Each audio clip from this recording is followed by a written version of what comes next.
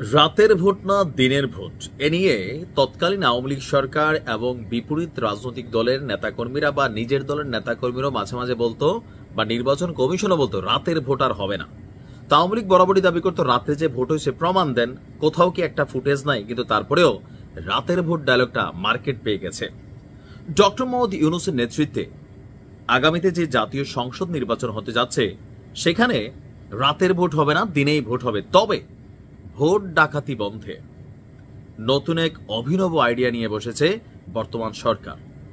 যদি ক্যামেরাগুলো অ্যাক্টিভ থাকে, আমরা যারা একটু উন্নত দেশে বসবাস করি বা বাংলাদেশে এগুলো এখন অ্যাভেলেবেল, হয়তো বা আমি কিছু কিছু জায়গায় দেখেছি প্রশাসনের বেলায় এগুলো অ্যাক্টিভ করা হয়েছে, বাট গণহারে করা হয়নি।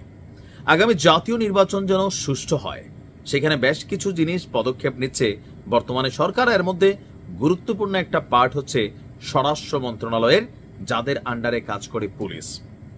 নির্বাচনের ঠিক আগ মুহূর্তে আপনার থানার ওসি, আপনার জেলার এসপি এগুলা বদলি হয়ে যাবে লটারির মাধ্যমে সম্ভবত। মানে ঢাকাটা যাবে কুমিল্লা, কুমিল্লাটা যাবে ঢাকা, আবার ঢাকাটা যে কুমিল্লাই যাবে, কুমিল্লাটা যে ঢাকাই যাবে তাও না, এটা বরিশালও যাইতে পারে। তার মানে প্রশাসনকে হাত কইরা ম্যানেজ করা ভোট কেন্দ্রে ভোট চাপাচাপি বা যে সিস্টেমগুলা হয়তো কোনো রাজনৈতিক দল ভাবছে তাদের জন্য বড় দুঃসংবাদ দিচ্ছে ডক্টর ইউনূসের এই সরকার।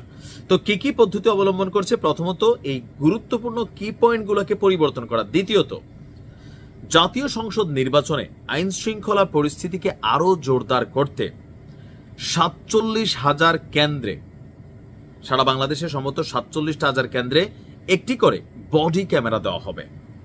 তার মানে 47,000 বডি ক্যামেরা, সংখ্যাটা বাড়তেও পারে দাবি করেছেন স্বরাষ্ট্র উপদেষ্টা আমাদের জাহাঙ্গীর আলম চৌধুরী।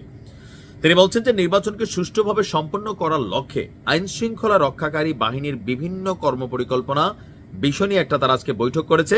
বৈঠক শেষে তিনি বলছেন, আমরা আলোচনা করেছি সারা দেশের নির্বাচন পরিচালনার জন্য কত ফোর্স প্রয়োজন হবে।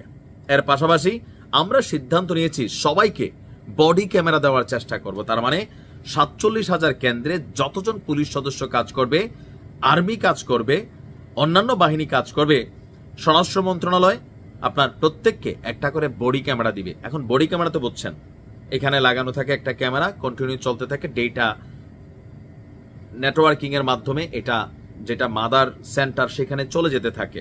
এখন একজন পুলিশ যখন ডিউটি করবে তার সামনে তার এই ক্যামেরা দিয়া পুরো সিনারিও দেখা যাবে, কোথায় ভোট চুরি হচ্ছে, কোথায় ভোট ডাকাতি হচ্ছে, কোথায় মারামারি হচ্ছে।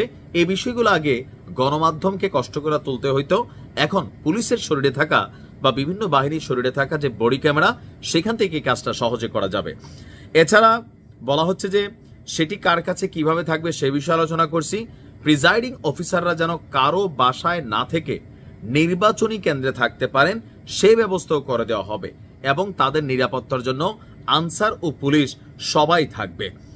তো পুলিশের যেসব মানে অফিসাররা সিনিয়র পোস্টে থাকবেন তাদের কাছে থাকবে ক্যামেরাগুলো। সব বাহিনীকে আমরা প্রশিক্ষণের ব্যবস্থা করে দিয়েছি। নির্বাচন কমিশনকে বলেছি তারা যেন পোলিং অফিসার, প্রিজাইডিং অফিসারদের প্রশিক্ষণ দেন। আমাদের বাহিনীর প্রশিক্ষণের পর আমরাও একটু মহড়া দেব যাতে নির্বাচনটি ভালোভাবে সম্পন্ন করা যায়। বুঝতে পারছেন টোটাল হিউজ একটা সেটআপমেন্ট এখানে তৈরি করা হচ্ছে।